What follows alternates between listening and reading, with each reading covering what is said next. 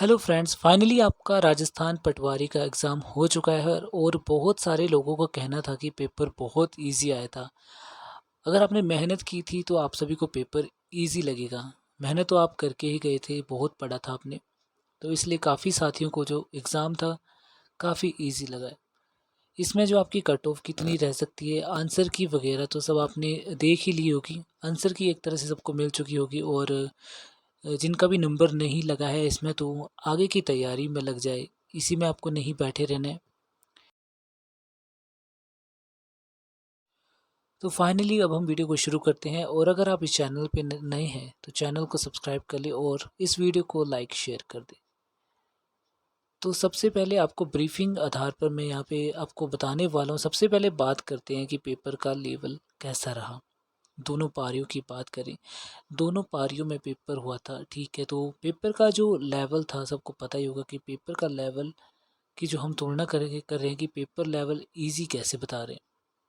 हाल ही में जो पेपर है उसका ट्रेंड कैसा चल रहा है, तो तुलना कर सकते हैं पिछली बार का जो पटवारी का पेपर है उसकी तुलना में यहाँ पर कैसा रहा। हम उसे तुलना करके बता सकते हैं कि पेपर इजी रहा फिर पेपर हार्ड रहा। अगर पिछले साल जो पिछली बार जो 2021 का पटवारी का पेपर हुआ उसकी अगर बात करें तो उसका पेपर का लेवल काफ़ी अच्छा था। मॉडरेट टू हाई पेपर कहा जा सकता है। पेपर हार्ड यहाँ पर हम मान सकते हैं कि पेपर जो है पिछली बार की तुलना में काफ़ी हार्ड था। तो ये माना जाना चाहिए कि इस बार का जो पेपर है वो उसी लेवल का ही, उससे थोड़े अच्छे लेवल का आना चाहिए। लेकिन जब पेपर आया तो उसका उल्टा था। उसमें अभी जो पेपर आया ना उसका अगर अब लेवल देखोगे तो एक तरह से बहुत इजी लेवल का पेपर यहाँ पर दिया गया है। मतलब पटवारी का जैसा हमेशा से पेपर है उससे काफ़ी इजी पेपर ये देखने को मिला। हर सब्जेक्ट में आप देख लीजिए, कुछ एक दो सब्जेक्ट है जो थोड़ा सा मीडियम लेवल का हम मान सकते हैं। बाकी ज़्यादातर जो पेपर है, ज़्यादातर जो सवाल है वो हमेशा हार्ड पूछे जाते हैं। इस बार पॉलिटी और साथ ज़्यादातर वन लाइनर सवाल और ऑप्शन भी ऐसे दिए ना, ऑप्शन भी ऐसे दिए जो आपको कोई कंफ्यूज होने की ज़रूरत ही नहीं है। मान लो यहाँ पर निर्वाचन आयोग का पूछ रहा है, सबको पता है कि 243 के एम में यहाँ पे आ रहा है, तो आपको 243 के ऑप्शन एक ही दिख रहा है, बाकी उसका कोई मतलब ही नहीं है। तो इस तरह के ऑप्शन भी बहुत इजी दिए, तो ज़्यादा कंफ्यूज होने की गुंजाइश ही नहीं थी। तो अगर पेपर के लेवल की बात करें तो दोनों पारियों की बात करें तो यहाँ पर इजी टू मॉडरेट लेवल का था, इजी मान सकते हैं। इसी तरह का ज़्यादातर कैंडिडेट का यही मानना है। मार्क्स की बात करें तो मैंने कैंडिडेट जो दोनों पारियों के कैंडिडेट हैं लगभग सेम मार्क्स आ रहे हैं। ऐसा नहीं कि बारी में किसी के पेपर में मार्क्स हाई जा रहे हैं, किसी के पेपर में कम आ रहे हैं। लगभग जो टॉपर कैंडिडेट है उनके पेपर फर्स्ट, जिन्होंने फिर भी फर्स्ट शिफ्ट में दी, उनके भी उतने ही मार्क्स आ रहे हैं लगभग। और जो पेपर सेकंड में दे रहे हैं उनके भी लगभग इतने ही मार्क्स, अंतर देखने को नहीं मिल रहा है। इसका मतलब ये है कि दोनों पारियों में लगभग सेम इक्वल जैसा पेपर है। अब बैलेंस पेपर किसी में कुछ टॉपिक कठिन आए, जैसे कुछ कैंडिडेट का कहना था कि फर्स्ट पारी में उनका और उनको इनपुट आउटपुट रीजनिंग में बहुत मतलब थोड़ा सा मुश्किल लगा, उनसे सोल्व नहीं हुआ। तो इसका मतलब है कि सवाल यहाँ पे कठिन दे दिया। दूसरे पारी में पैसेज थोड़ा सा कठिन हो गया, तो किसी में एक चीज़ सरल थी तो एक चीज़ कठिन।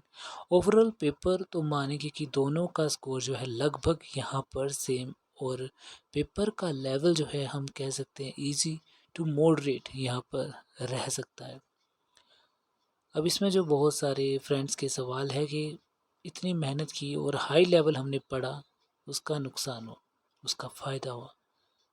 यहाँ पर बहुत ज़्यादा लगता है कि पेपर का जो लेवल था अच्छा आना चाहिए था, जिससे जो कैंडिडेट और ज़्यादा मेहनत करने के लिए मोटिवेट होते रहते हैं, और उससे क्या होता है कि कॉम्पिटेंट जो लोग हैं वो सरकार में जाते हैं।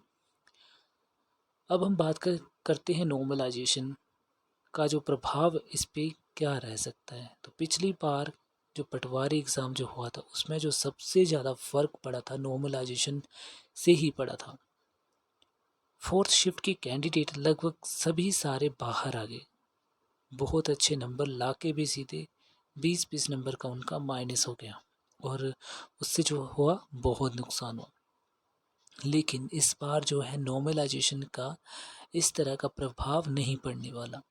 2 पारियों में एग्ज़ाम कराया गया और इस बार क्योंकि नॉर्मलाइजेशन का जो है थोड़ा-सा रूल्स भी चेंज हो गया है और उसमें अब बहुत रूल्स चेंज होने से ये होगा कि दोनों पारियों में लगभग बराबर कैंडिडेट सेलेक्ट होने वाले हैं। इसमें ऐसा नहीं होगा कि एक ही पारी से सारे सिलेक्ट होंगे। नॉर्मलाइजेशन जो होगा बहुत ज़्यादा मार्क्स का अंतर यहाँ पर नहीं आने वाला है। बहुत ज़्यादा डिफरेंस आपको यहाँ पर देखने को नहीं मिलेगा। दोनों पारियों से कैंडिडेट यहाँ पर सिलेक्ट होंगे। तो नॉर्मलाइजेशन को लेकर चिंता करने की ज़रूरत नहीं है।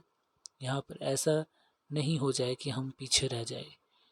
अगर पेपर को देखो, पेपर का ऐसा है कि लेवल देखकर लग रहा है कि जैसे पेपर का लेवल बहुत इजी है, लेकिन एक स्टूडेंट के नज़रिए से देखें तो स्टूडेंट्स में क्या होता है कि स्टूडेंट एग्ज़ाम में बैठा है, एग्ज़ाम प्रेशर में पेपर दे रहा है और बहुत अलग अलग चीज़ें होती है। तो पेपर इजी होते हुए भी आप ये मान के चलो कि 250 से 260 बहुत आराम से कैंडिडेट लेकर आएंगे। और जब आज बहुत सारे जो टॉपर कैंडिडेट हैं उनके मार्क्स देखें तो ज़्यादातर 240 से 250 की रेंज में टॉपर स्टूडेंट की बात आ रही है। इसमें सामान्य स्टूडेंट की बात नहीं है। तो ओवरऑल स्टूडेंट की बात करें तो ज़्यादातर इसमें आप देखेंगे कि कैंडिडेट ज़्यादातर 220 से 240 की रेंज में सबसे ज़्यादा कैंडिडेट दिख रहे हैं।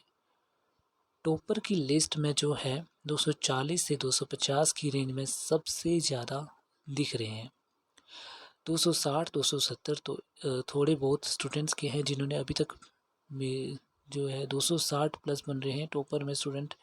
ऐसे बनेंगे सही, पर बहुत कम स्टूडेंट हैं। इसका मतलब है कि पेपर जो था वो बहुत इजी था। फिर भी एग्ज़ाम माहौल में अब देखते हैं कि ज़्यादातर अटेंड करते हैं तो कई बार नेगेटिव की वजह से, कुछ मिस्टेक्स की वजह से 5-10 सवाल भी गलत हो जाते हैं, तो वापस थोड़ी सी गाड़ी पीछे आ जाती है।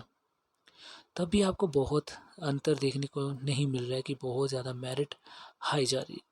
टॉपर स्टूडेंट को ज़रूर, कुछ स्टूडेंट हैं जो टॉपर रहेंगे, टॉप करेंगे, लेकर आएंगे अच्छे मार्क, फिर भी कट ऑफ बहुत ज़्यादा अंतर ऐसा देखने को नहीं मिल रहा है। अब थोड़ी सी बात करते हैं कट ऑफ क्या रह सकती है। तो देखो, एक तो ये अनुमान लग रहा है कि बहुत ज़्यादा आधार पर लगा रहे हो, उस पर बात कर लेते हैं कि जो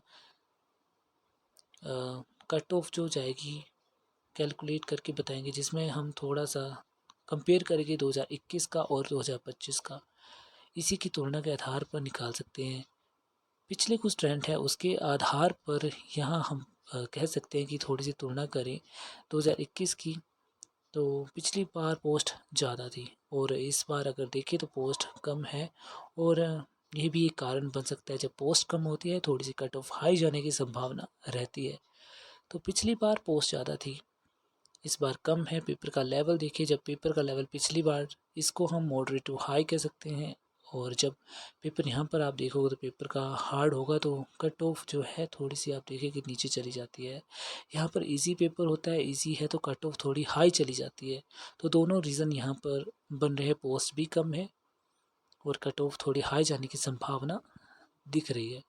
तो ये मान के चल सकते हैं कि पिछली बार जितनी कट ऑफ रही है ना, उससे तो थोड़ी हाई ही जा सकती है। हालांकि थोड़ा बहुत नॉर्मलाइजेशन का पिछली बार प्रभाव ज़्यादा देखने को मिला था, 10-15-20 नंबर भी थे, बड़े थे। फिर भी यही माना जा सकता है जो कट ऑफ पिछली बार से थोड़ी सी हाई जाने की संभावना रहेगी। जैसे 2021 2022 के आसपास रिजल्ट आए, 2021 में एग्ज़ाम हुआ 3-4 साल बाद, आप देखोगे 3-4 साल बाद लेवल काफ़ी बढ़ जाता है। स्टूडेंट की संख्या से भी बहुत ज़्यादा फ़र्क नहीं पड़ेगा। पिछली बार स्टूडेंट की संख्या काफ़ी थी, लेकिन संख्या तो इस बार भी वही है। जो सीईटी से छट गए और सीईटी के बाद स्टूडेंट पास करके आ रहे हैं, उससे बहुत ज़्यादा फ़र्क नहीं पड़ने वाला है। तो थोड़ा सा पिछली बार की कट ऑफ क्या रही उसके आधार पर ये सारा अनुमान आपको बता रहा है।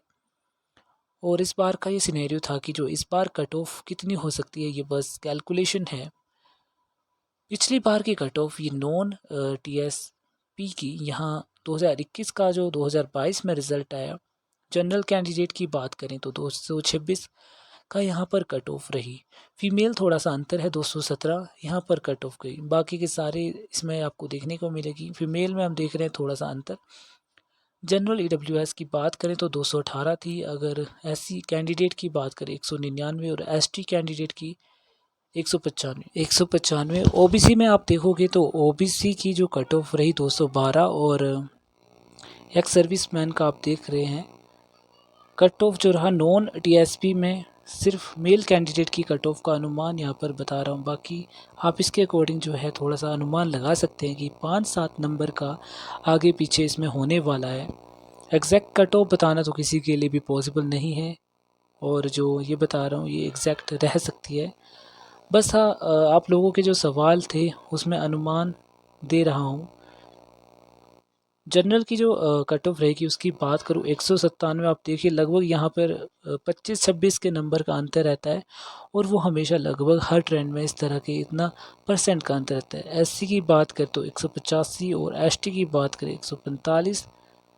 तो इसके आधार पर ये अनुमान लगाया कि पिछली कट ऑफ क्या थी, पिछली पोस्ट कितनी थी, पिछले जो पेपर आया था उसका लेवल क्या था। इसके आधार पर यहाँ पे कट ऑफ का अनुमान लगाया। बहुत सारे स्टूडेंट लगभग मान के चले 100-120 स्टूडेंट्स जो अलग अलग मार्क्स उनके बता दिए गए हैं। जो टॉपर के भी मार्क्स बाकी स्टूडेंट से भी कुछ बात हुई तो उस आधार पर उसके अलावा अलग अलग जगह पे कमेंट्स देखे हैं तो उसके भी जो ट्रेंड है वो आपको देखे होंगे आपने। तो लगभग यहाँ पे पिछली बार की कट ऑफ से मान के चल रहे हैं कि 10 नंबर के आसपास जो है कट ऑफ बढ़ सकती है, क्योंकि पोस्ट भी कम है और पेपर का जो लेवल था वो थोड़ा इजी था। तो मान के चलिए कि 235 से 240 के आसपास कट ऑफ रह सकती है। अब यहाँ पे जो कैंडिडेट के मैसेज है मेरे तो 230 ही बन रहे हैं, 225 बन रहे हैं कि मेरा होगा या नहीं होगा। तो सिर्फ कट ऑफ का अनुमान है ये, आपको ये नहीं मान लेना सर मेरे 234 बन रहे, 232 बन रहे हैं, मेरा होगा या नहीं। इसमें ±5 या 7 नंबर भी हो सकता है, और 228 वालों का भी हो सकता है, 240 वालों का भी नहीं हो सकता है, और ये अनुमान है तो उस पर आपको चिंता नहीं करनी है।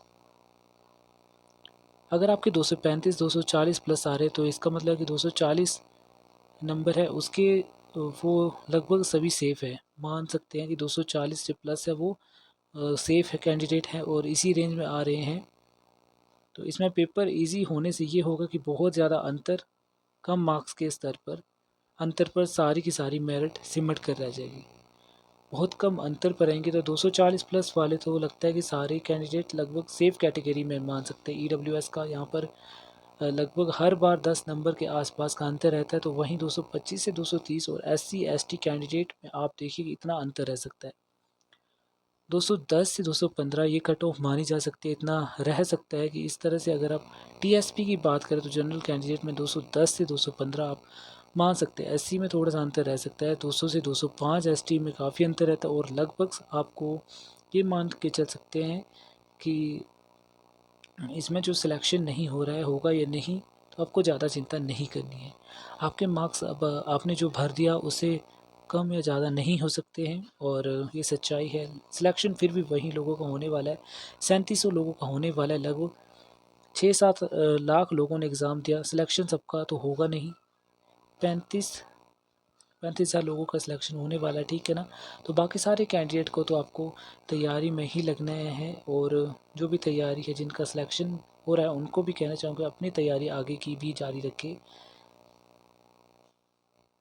तो ये थी हमारी राजस्थान पटवारी के लिए कट ऑफ। आई होप आप सभी को ये वीडियो अच्छी लगी होगी। अगर अच्छी लगी है तो वीडियो को लाइक करें, शेयर करें और चैनल को सब्सक्राइब करें।